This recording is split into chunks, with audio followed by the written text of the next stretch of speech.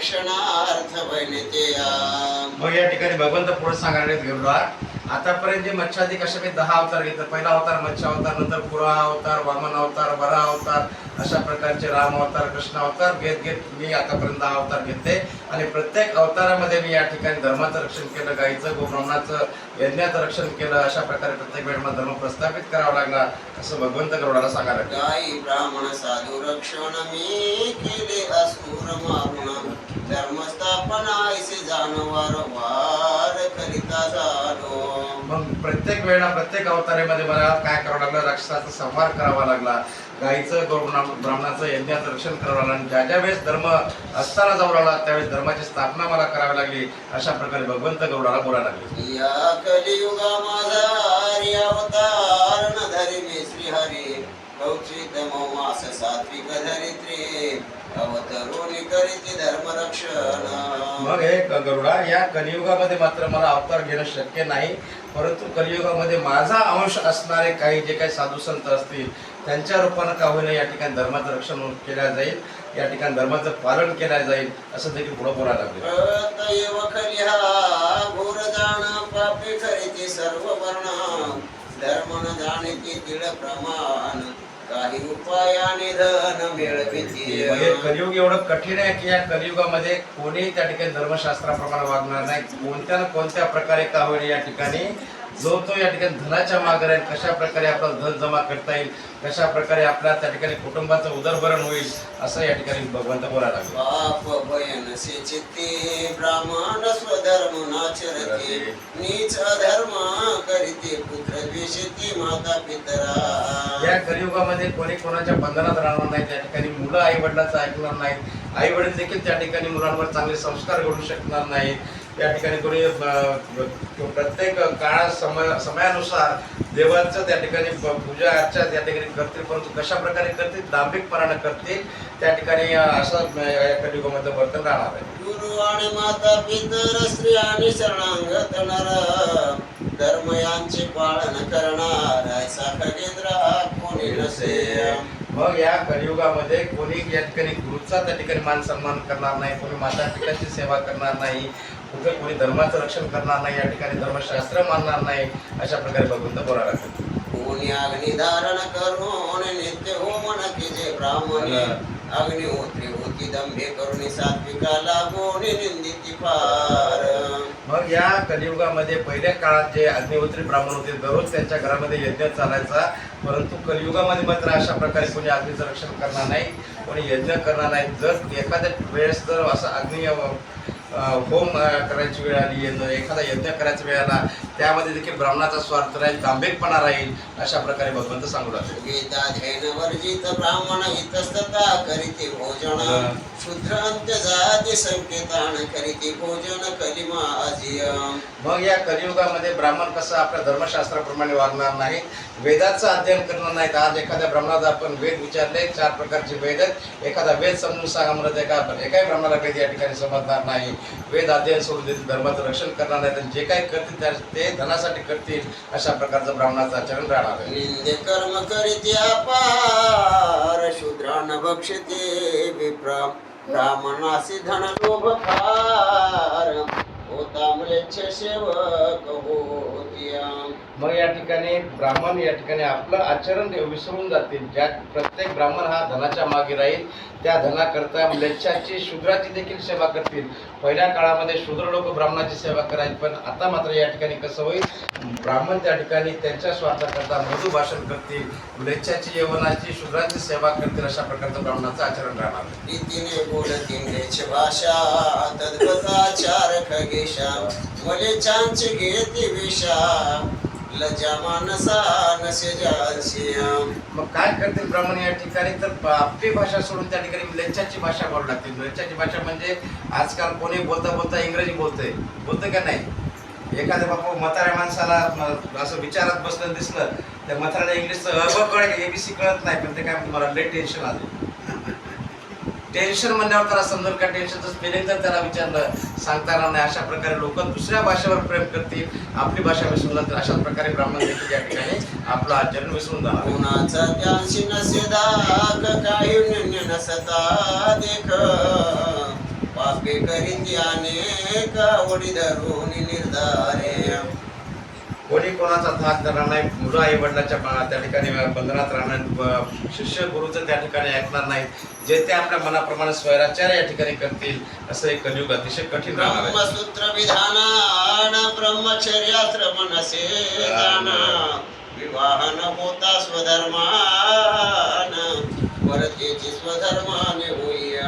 आता ब्रह्मसूत्र म्हणजे काय तुम्हाला सांगतो. ब्रह्मसूत्र हे ब्राह्मण जे गळ्यामध्ये जाल्म घालतात, हे ब्रह्मसूत्र आजकालचे तरुण पोरं घालतील, पण ते शर्टाच्या आतमध्ये झाकून टाकतील. त्या ब्रह्मसूत्राचे एवढे काही नियम असतात, तसे नियम या ठिकाणी ब्राह्मण देखील पाळणार नाहीत, असं भगवंत सांगायला लागले. ब्राह्मण सेवा शूद्र न करीते, ब्राह्मण शूद्रांशी सेविते, नीचा परिणाम रासते, सेवा कर्म करीते शूद्रांचे. ब्राह्मण या ठिकाणी नीच लोकांची सेवा करतील, शूद्राच्या दरबारी राहतील, नोकऱ्या करतील. एवढं काय असतं तर ब्राह्मणाला लक्ष्मी मातेने एक शाप दिला होता. त्याची एक थोडीशी जर कथा सांगायची असेल तर ज्यावेळेस माता लक्ष्मी आणि भगवान विष्णू एकांतात होते, त्यावेळेस भृगू नावाचे ऋषी होते, ब्राह्मण कुळातले भृगू ऋषी. आणि भृगू ऋषींना त्या ठिकाणी आराधना केली विष्णू भगवंताची. विष्णू भगवंताला पाचारण केलं, परंतु इकडं भगवंत एवढे काही निमग्न झाले होते आणि त्यांच्या त्या आव्हानाला या ठिकाणी प्रतिसाद भगवंताकडून नाही मिळाल्यामुळं भृगू ऋषीला राग आला. भृगू ऋषीला राग आल्याबरोबर काय केलं, त्या ठिकाणी विष्णू भगवंताच्या छातीवर लाथ मारली. ही कथा माहिती आहे ना, भागवतामध्ये पहा. ज्यावेळेस भगवंताच्या छातीवर लाथ मारली, माता लक्ष्मीला त्या ठिकाणी अतिशय राग आला आणि मग त्यावेळेस माता लक्ष्मीने त्या भृगू ऋषीला म्हणजे ब्राह्मण कुमार असा शाप दिला की तुम्ही सर्व काही सेवा करसाल, परंतु धनाचा लोभ तुम्हाला कमी होणार नाही, धन तुमच्याकडे टिकणार नाही, अशा प्रकारचा शाप त्या ठिकाणी ब्राह्मणाला माता लक्ष्मीने दिलेला होता. माझे भक्तीचे दंभ शूद्र करीती कली माझी अपार, विटाळ माणिती स्पर्शतावे मूर्ख घोर पापी. मग आता अजून काय सांगायचं, हे ब्राह्मण लोक दांभिकपणा कशा प्रकारे करतील. जर समजा एखादा ब्राह्मण सोहळ्यामध्ये जाऊ लागला, तिकडं दर्शनाकरता जाईल किंवा त्याच्या घराकडे जात असेल आणि त्यावेळेस जर तुमचा त्यानुसार स्पर्श जर लागला तर काय म्हणेल ते, छी छी छी मला विटाळ झाला म्हणेल, या क्षत्रियानं मला शिवलं. परंतु पूर्वीच्या काळामध्ये ज्यावेळेस शांतीब्रह्म एकनाथ बाबाचं जर उदाहरण द्यायचं झालं तर एक वेळेस ते पैठणला गंगेच्या ठिकाणी नदीला स्नान करण्याकरता गेले होते. स्नान करून एक कमंडलमध्ये पाणी घेऊन पूजेकरता घरी येऊ लागले. तेवढ्यामध्ये त्या वळवंटामध्ये एक गाढव असं ताऱ्यानं तळमळ करू लागलं होतं. दडा आहे आपल्या, मला वाटतं दुसऱ्या तिसऱ्यात काही दडावून गेलेला आहे. तर त्या गाढवाला त्यांनी त्या कमंडलचं पाणी पाहतं, त्या एकनाथ बाबाने विटाळाचा विचार केला का? मग आजकालचे ब्राह्मण असं काय करतात? अशा प्रकारे ब्राह्मणाचं आचरण देखील शुद्ध राहणार. माझी प्रतिज्ञा वेद निंदक ते पामरण जाणती निष्ठंक, चतुर्भुज हे शरीर देख, ब्राह्मणाहून अधिक माते नसे. एवढं आता ब्राह्मणाला नाव ठेवून पुन्हा आणखी ब्राह्मणाकडेच या ठिकाणी भगवंत वाढले.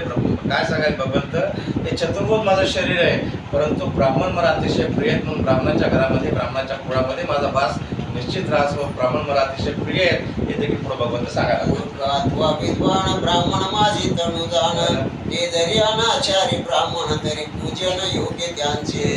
पण ब्राह्मण कसा कसं, ब्राह्मण कुळामध्ये त्याला जन्म घेतला आहे ना, तर त्या ब्राह्मण कुळामध्ये असणाऱ्या त्या व्यक्तीच्या रूपामध्ये माझाच अंश असेल, तो भले विद्वान असो किंवा थोडासा कमी पंडित असो, अशा प्रकारचं भगवंत गौडाला सांगतो. इतर वर्ण सर्व लक्षणे पूजा योग्य आहे नवे जनी, दुर्बळ गायी भरली चिखलाने, तरी पूजा जनी तिची कीजे.